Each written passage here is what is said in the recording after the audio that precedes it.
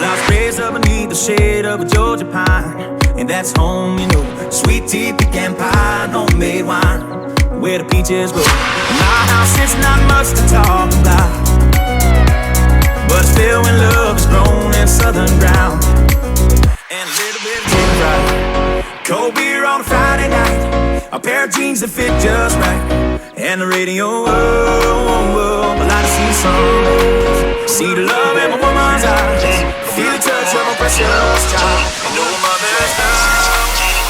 It's a little chicken fried, little bit of chicken fried, see some chicken, little bit of chicken fried, little bit of chicken fried, see some chicken,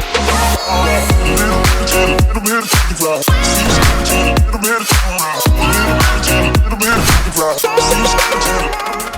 Funny how it's the little things in life that mean the most. Not where you live, what you drive, or the price tag on your clothes. There's no dollar sign on a piece of mind, this I've come to know. So if you agree, have a drink with me, raise your glasses for a toast to a little bit of chicken fries.